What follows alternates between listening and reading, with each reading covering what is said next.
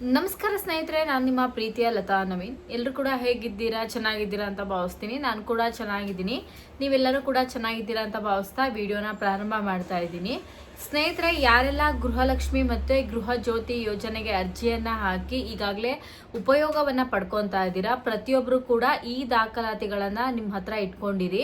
ಯಾಕೆ ಅಂದರೆ ನಿಮ್ಮ ಮನೆ ಬಾಗಿಲಿಗೆ ಗೃಹ ಜ್ಯೋತಿಯ ಅಧಿಕಾರಿಗಳು ನಿಮ್ಮ ಮನೆ ಬಾಗಿಲಿಗೆ ಬಂದು ನೀವು ಗೃಹ ಜ್ಯೋತಿ ಯೋಜನೆಯ ಸೌಲಭ್ಯವನ್ನು ಪಡೀಲಿಕ್ಕೆ ಅರ್ಹರಿದ್ದೀರಾ ಇಲ್ವಾ ಅಂತ ಹೇಳ್ಬಿಟ್ಟು ನಿಮ್ಮ ದಾಖಲಾತಿಗಳನ್ನು ಚೆಕ್ ಮಾಡಿ ಕ್ಲಾರಿಟಿಯನ್ನು ಕೊಡ್ತಾ ಇದ್ದಾರೆ.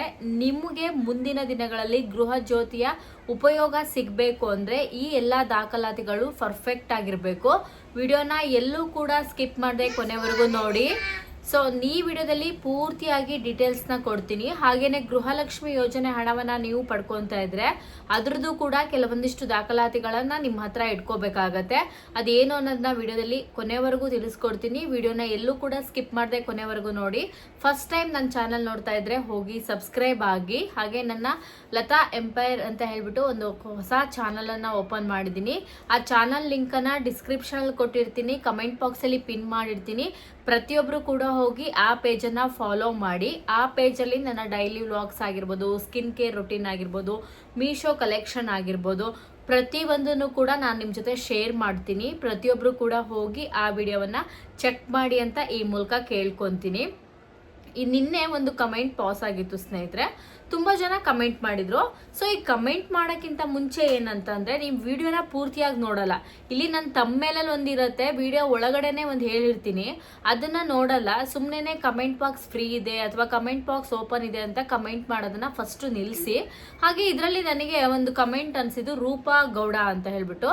ಸೊ ಈ ವಿಡಿಯೋನ ಅವ್ರೇನಾದ್ರು ನೋಡ್ತಾ ಇದ್ರೆ ಅಥವಾ ನೋಡದೆ ಇದ್ರೂ ಕೂಡ ಪರವಾಗಿಲ್ಲ. ಅವರು ಅಂತ ಹೇಳಕ್ ನನಗೆ ನಿಜವಾಗ್ಲೂ ಇಷ್ಟ. ಅವಳು ರೂಪಾ ಅನ್ನೋದಕ್ಕೆ ಅವಳೇ ಮಾಡಿರ್ತಾಳೆ ಅಂತ. ಇಲ್ಲಿ ಒಂದು ವಿಚಾರವನ್ನ ನಾನು ನಿಮ್ಗೆ ಹೇಳ್ಬೇಕು. ವಿಡಿಯೋದಲ್ಲಿ ಏನಿದೆ ಅಂತ ನೋಡಲ್ಲ. ನಾನು ನಿನ್ನೆ ಆ ವಿಡಿಯೋದಲ್ಲಿ ಹೇಳಿದ್ದೀನಿ, ಗೃಹಲಕ್ಷ್ಮಿ ಯೋಜನೆ ಹಣ ಅಂತ ಹೇಳ್ಬಿಟ್ಟು ಇದು ಯಾರಿಗೆಲ್ಲ ಪೆಂಡಿಂಗ್ ಇದೆ ಅವರಿಗೆ ಈ ಹಣ ಬಂದಿರೋಂಥದ್ದು ಅಂತ. ತುಂಬಾ ಜನ ಏನ್ ಮಾಡ್ತಾ ಇದ್ದೀರಾ ಅಂದ್ರೆ, ವಿಡಿಯೋನ ಪೂರ್ತಿಯಾಗಿ ನೋಡಿರಲ್ಲ, ಅರ್ಧಂಬರ್ಧ ವಿಡಿಯೋನು ನೋಡಿರಲ್ಲ. ಈ ಕಮೆಂಟ್ ಬಾಕ್ಸ್ ಓಪನ್ ಇದೆ ಅಥವಾ ತಮ್ಮೇಲಲ್ಲಿ ಏನೋ ಒಂದು ಹಾಕ್ಬಿಟ್ಟಿದೀವಿ ಅಂತ ಹೇಳ್ಬಿಟ್ಟು ಸುಮ್ಮನೆ ಕಮೆಂಟ್ ಮಾಡೋದು. ಈ ರೂಪಾ ಅನ್ನೋ ಒಂದು ಹೆಂಗ್ಸೋ ಅಥವಾ ಹುಡುಗಿನೋ ನನಗೆ ಗೊತ್ತಿಲ್ಲ, ಈ ರೂಪಾ ಅಂತ ಒಂದು ವ್ಯಕ್ತಿ, ಇವಳಿಗೆ ಮಾಡಕ್ ಕೆಲಸ ಇಲ್ವೋ ಏನೋ ನನಗೆ ಗೊತ್ತಿಲ್ಲ, ಸುಮ್ಮನೆ ಕಮೆಂಟ್ ಮಾಡೋ ಅಂಥದ್ದು. ಸೊ ಇವು ಬೇರೆಯವರಿಗೆ ನಾವೇನು ಹೇಳ್ತೀವಿ ಅನ್ನೋದಕ್ಕಿಂತ ತಮ್ಮ ತಲೆ ಸರಿ ಇದೆಯಾ ಫಸ್ಟು, ತನ್ನ ತಲೆ ಸರಿ ನೆಟ್ಟಿಗೆ ಇಟ್ಕೊಂಡು ಕಮೆಂಟ್ ಮಾಡ್ತಾರ ಅನ್ನೋದು ಯೋಚನೆ ಮಾಡಬೇಕು.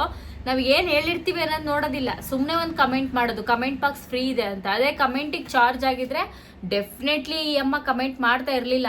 ಸೊ ಏನಂತಂದ್ರೆ, ತಲೆ ಯೋಚನೆ ಮಾಡೋಕ್ಕಿಂತ ಮುಂಚೆ ಏನು ಕಮೆಂಟ್ ಮಾಡ್ತಾ ಇದ್ದೀನಿ, ನಾವು ಏನು ಹೇಳಿದ್ದೀವಿ, ನೀವು ಕಮೆಂಟ್ ಮಾಡೋದು ತಪ್ಪು ಅನ್ನಲ್ಲ, ನಾನು ಏನು ಹೇಳಿದ್ದೀನಿ ಅನ್ನೋದನ್ನ ಫಸ್ಟ್ ಕ್ಲಾರಿಟಿಯಾಗಿ ತಿಳ್ಕೊಬೇಕು. ಗೊತ್ತಿಲ್ವಾ, ಬಾಯಿ ಮುಚ್ಕೊಂಡು ಕುತ್ಕೊಂಡಿರ್ಬೇಕು. ಸುಮ್ಮನೆ ಕಮೆಂಟ್ ಬಾಕ್ಸ್ ಇದೆ, ಕಮೆಂಟ್ ಬಾಕ್ಸ್ ಫ್ರೀ ಇದೆ ಅಂತ ಕಮೆಂಟ್ ಮಾಡೋಕ್ಕಿಂತ ಮುಂಚೆ ತಲೆಯಲ್ಲಿ ಬುದ್ಧಿ ಇಟ್ಕೊಂಡು ಕಮೆಂಟ್ ಮಾಡಬೇಕು. ಇಂಥ ಜನರಿಗೆ ಏನು ಹೇಳೋಕ್ಕೂ ಅಷ್ಟೇ. ನಾನು ನಿನ್ನೆನೇ ಒಂದು ವಿಡಿಯೋದಲ್ಲಿ ಹೇಳಿದ್ದೀನಿ, ಈ ಹಿಂದೆ ಕೂಡ ಒಂದು ವಿಡಿಯೋದಲ್ಲಿ ಹೇಳಿದ್ದೀನಿ, ಕೊಚ್ಚೆ ಅಂತ ಗೊತ್ತಿದ್ದು ಅದ್ರ ಮೇಲೆ ಕಲ್ಲೆಸ್ರೆ ಅದು ನಮಗೇನೆ ಆಗೋಂಥದ್ದು. ಕೊಚ್ಚೆ ಯಾವತ್ತಿದ್ರು ಕೊಚ್ಚೆನೆ ಅಂತಾನೆ ನಿಮ್ಗೆ ಹೇಳಿದ್ದೀನಿ. ಸೊ ಈ ಥರ ವ್ಯಕ್ತಿಗಳಿಗೆ ಯಾರೆಲ್ಲ ಈ ಥರ ಜನರು ಇರ್ತಾರೋ, ನಾನು ಇಲ್ಲ ಎಕ್ಸ್ಪೆಷಲಿ ಅವ್ರ ಹೆಸರೇ ಅಂತ ನಾನು ಹೇಳ್ತಾ ಇಲ್ಲ, ಇಲ್ಲಿ ಅವ್ರು ಕಮೆಂಟ್ ಮಾಡಿರೋದಷ್ಟೇ ಹೇಳಿದ್ದೀನಿ. ಯಾರೆಲ್ಲ ಸುಮ್ಮನೆ ವಿಚಾರವನ್ನು ತಿಳ್ಕೊಂಡೇನೆ ಸುಮ್ಮನೆ ಕಮೆಂಟ್ ಪಾಸ್ ಮಾಡ್ತಾರೋ ಅಂಥವರೆಲ್ಲ ಅಂಥದ್ದೇ ಒಂದು ಕೆಟಗರಿಗೆ ಸೇರ್ತಾರೆ ಅಂತಾನೆ ನಾನು ಹೇಳಕ್ಕೆ ಇಷ್ಟಪಡ್ತೀನಿ. ಸೊ ಯಾರೇ ಆಗಿರ್ಬೋದು, ನಾನೇ ಆಗಿರ್ಬೋದು ಅಥವಾ ಬೇರೆ ಆಗಿರ್ಬೋದು, ಫಸ್ಟು ವಿಚಾರವನ್ನು ಅರ್ಥ ಮಾಡ್ಕೊಳ್ಳಿ. ಏನು ಹೇಳಿದ್ದೀವಿ, ಏನಕ್ಕೆ ನಾನು ಈ ಥರ ಕಮೆಂಟ್ ಮಾಡೋದು ಸರಿನಾ, ಸುಮ್ಮನೆ ಕಮೆಂಟ್ ಬಾಕ್ಸ್ ಇದೆ ನಾನು ಮಾಡ್ಬೋದು ಅಂತ ಹೇಳ್ಬಿಟ್ಟು ಮಾಡೋದನ್ನ ಫಸ್ಟ್ ಬಿಟ್ಬಿಡಿ ಅಂತ ಹೇಳ್ತೀನಿ.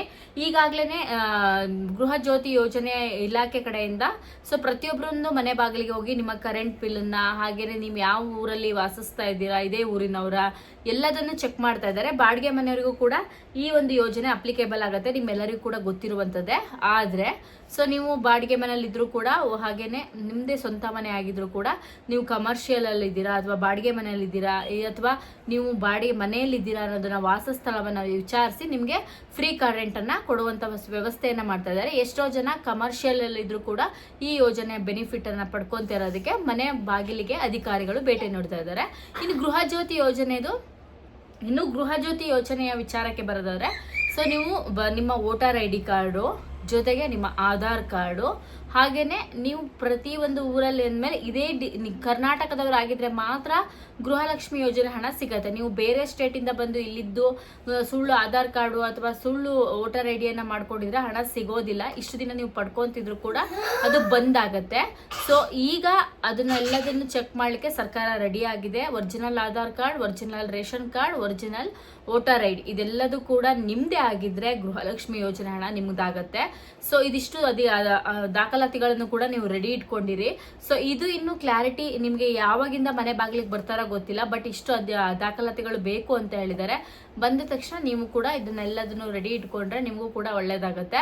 ಗೃಹಲಕ್ಷ್ಮಿ ಯೋಜನೆ ಹಣ ಬಿಡುಗಡೆ ಆಗ್ಲಿಕ್ಕೂ ಸಹಾಯ ಆಗುತ್ತೆ. ಬಟ್ ಇದೆಲ್ಲದೂ ಕ್ಲಿಯರ್ ಆಗೋ ತನಕ ನನ್ನ ಪ್ರಕಾರ ನಾನು ಹೇಳ್ತಾ ಇರೋದು, ಸೊ ಗೃಹಲಕ್ಷ್ಮಿ ಯೋಜನೆ ಹಣವನ್ನ ಸದ್ಯದಲ್ಲಿ ಖಂಡಿತವಾಗ್ಲೂ ಬಿಡುಗಡೆ ಮಾಡಲ್ಲ ಸ್ನೇಹಿತರೆ.